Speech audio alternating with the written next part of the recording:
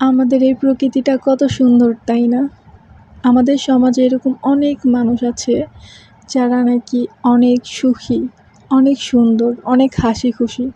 তাদেরকে আমরা বাইরে থেকে জাজ করে বলতে পারি তাদের জীবনে কোনো দুঃখ নেই, কিন্তু তারাও ডিপ্রেশনে ভোগে।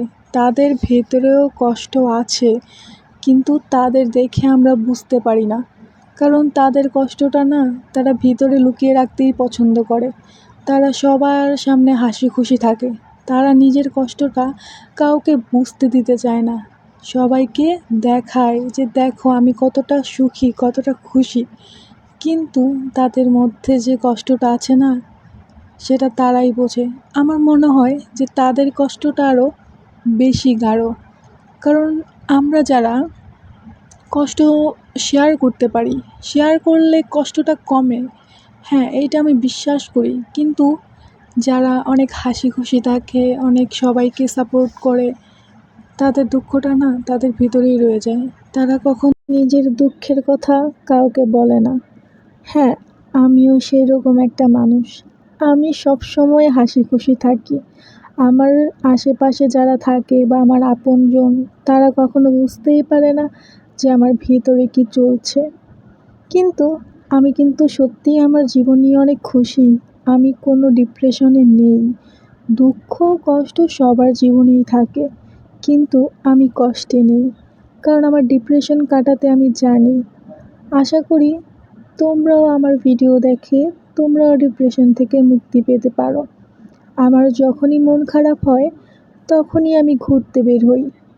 একা বের হই না, যেহেতু আমার বাংলাদেশের ঢাকার রাস্তাটা অনেক আমাদের জন্য সেফ না। আমি আমার ভাই বা বোন, হয়তো বাসার মানুষ, কাউকে না কাউকে নিয়ে বের হই। একা বের হই না, কোনো একটা সাপোর্ট নিয়ে বের হই। আমার ঘুরতে ইচ্ছে করতো অনেক।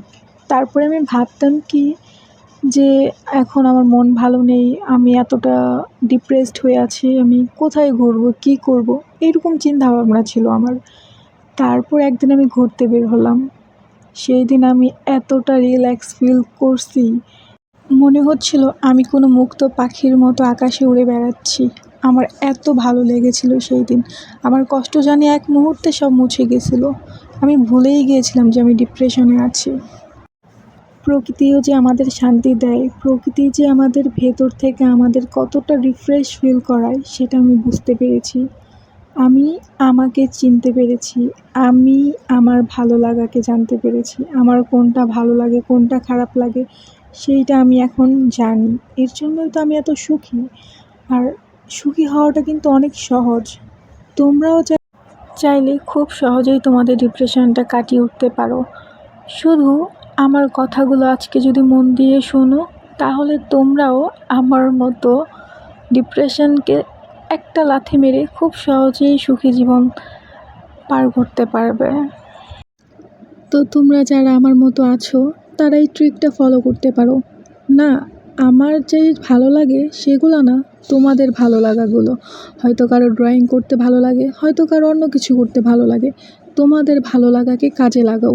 ইচ্ছে করবে যে না, এটা এখন করব না, কিন্তু কষ্টের সময় তোমাদের নিজেকে ব্যস্ত রাখতে হবে।